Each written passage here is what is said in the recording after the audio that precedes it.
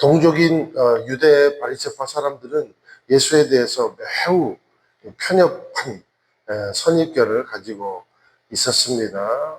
그래서 시기를 했습니다. 그런데 오늘 만나는 이방 사람 가나안 여인은 예수님에 대해서 확신 있는 믿음을 가졌다는 것입니다. 아무리 우리가 전통이 좋은 전통을 가지고 좋은 혈통을 가지고 그리고 진리에 대한 간구함을 갖고 있어도 예수님을 부정을 하면 복이 될 수 없습니다. 그러나 반대로 아무리 깨지고 가난하고 불우한 환경에 있어도 예수님을 인정하고 예수님께 간구하면 반드시 치유와 회복이 임하더라라는 것입니다. 22절에 보니까 한 가나안 여자가 예수께 와서 울부짖었습니다. 어떻게 울부짖었습니까? 자비를 베풀어 주십시오. 주 다윗의 자손이요. 이거는요, 놀라운 고백입니다. 왜냐하면 이 여인이 자신이 구하고 있는 대상이 어떤 분인지 정확히 알고 구하고 있기 때문입니다. 알고 있는 만큼 부르짖을 수 있습니다. 그리고 믿고 있는 만큼 얻을 수 있습니다. 이방 여인은 예수님이 그러니까 어떤 분인지 정확히 알았다는 것입니다. 그분은 주님이시라는 겁니다. 그리고 주님 되시는 예수님만이 자기와 딸을 구원하실 수 있는 메시아라는 사실을 너무나도 정확하게 알고 있었다라는 것입니다. 그러니까 정확하게 알고 있으니 신뢰할 수 있는 겁니다. 우리가 확실한 사람에게 찾아가는 길은 불안이 없습니다. 그러나 불확실한 사람에게 찾아가는 것은요, 왠지 불안한 마음이 들 수밖에 없습니다.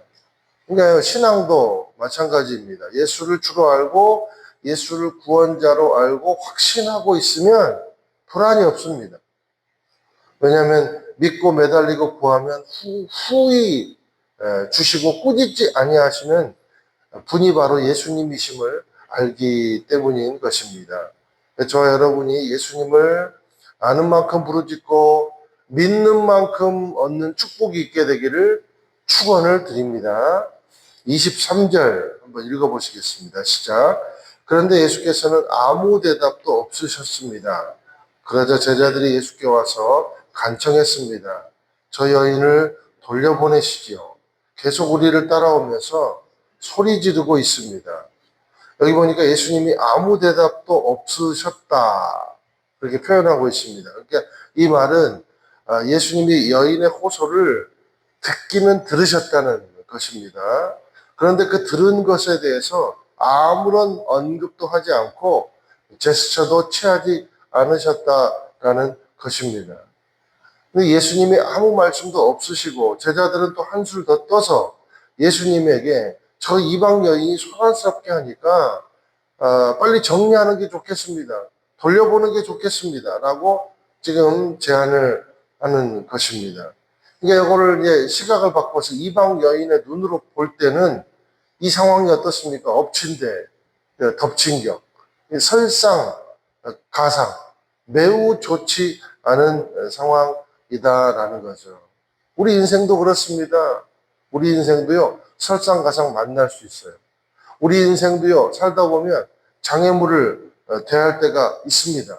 말할 수 없는 그런 곤란한 상황을 겪는다거나 고통스러운 환경 가운데 놓여 있게 된다거나 또 그 누구에게도 그런데 도움을 청할 수도 없는 그런 상황이 우리 인생 가운데 벌어질 수 있다라는 거죠.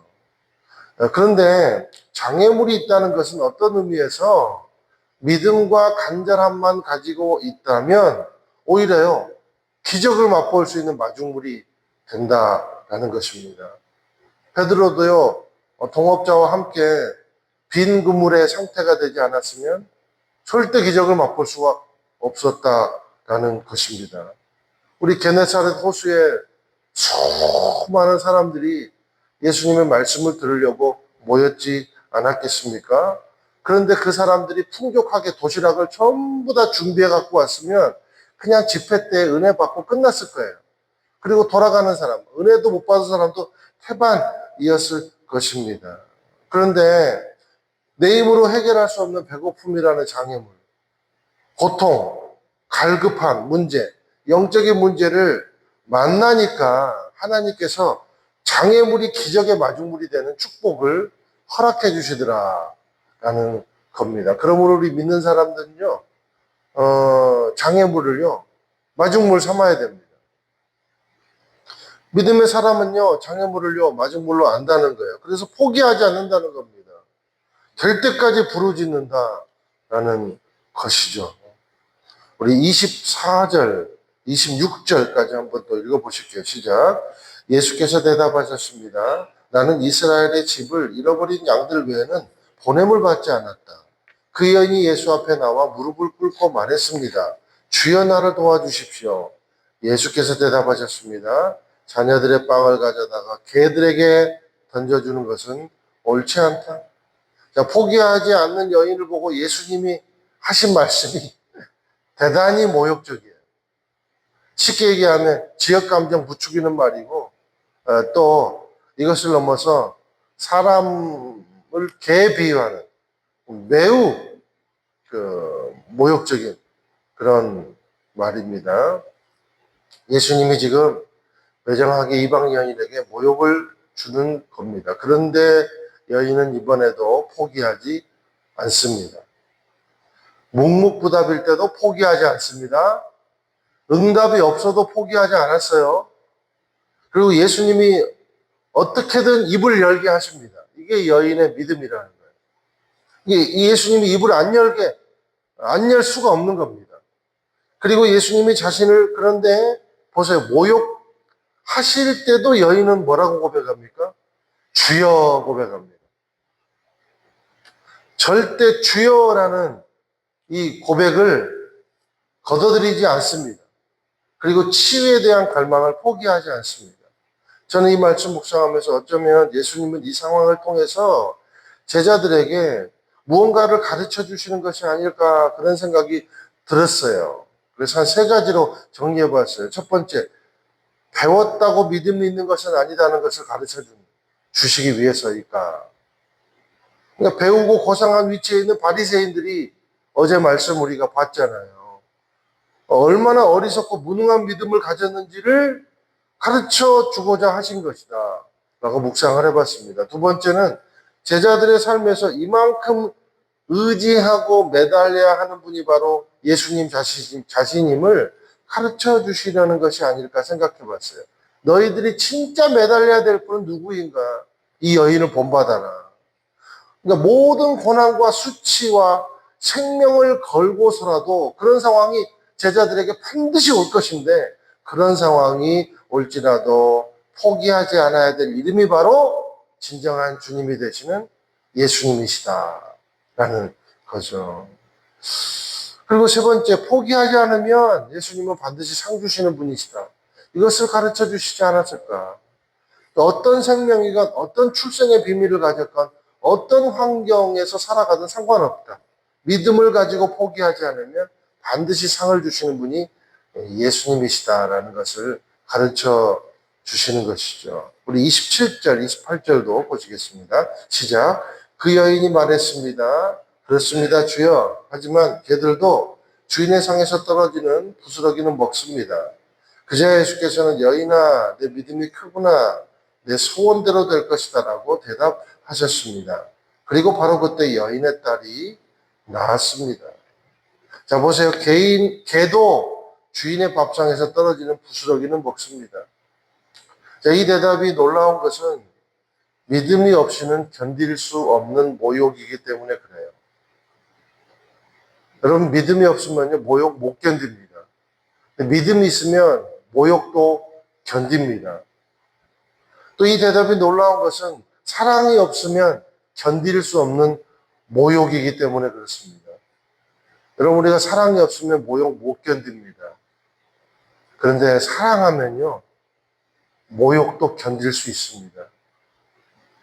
의술로도 안 되고 정신과가 있는 것도 아니고 상담 치유센터가 있는 것도 있지도 않은 이 세상에서 오직 예수님만이 이 병을 고칠 수 있다는 믿음이 절대적이었다는 거예요. 그랬기 때문에 모욕이 전혀 눈에 들어오지 않습니다. 그래서 예수님 말씀하십니다. 여인아, 내 믿음이 크구나. 결국 무엇이 치유를 가져왔다는 겁니까? 예수님이 말씀하시기를 믿음이 치유를 가져왔다는 겁니다. 개 같은 우리도 주님의 자녀입니다. 사회로부터, 마을로부터, 가족으로부터 버림받은 나와 내 딸의 주님은 오직 예수님이십니다. 이 믿음이 기적을 불러왔다라는 거예요. 그런데 저는 이 이방 여인에게서 감히 예수님의 모습을 발견해 봤습니다. 하나님이신 그가 인간보다, 개보다 못한 취급을 당하신 분이 예수님이 아니신가. 우리 주님이 죄인인 우리를 위해서 치르신 모욕이자 수치가 바로 개보다 못한 십자가상의 수치를 당하신 것이 아닌가. 그 수치를 견뎌내시고 오직 내 자녀를 살리셔야겠다는 놀라운 헌신과 희생이 바로 예수님께서 우리에게 보여주신 하나님의 마음이셨다라는 거죠. 저와 여러분도 예수님의 가치가 무엇과도 바꿀 수 없는 가장 가치 있는 것임을 깨닫고 그분 안에 거하고 그 안에서 부르짖음으로 말미암아 기적이 또 치유가 일상이 되는 저와 여러분의 믿음의 삶이 되기를 주님의 이름으로 축원을 드립니다.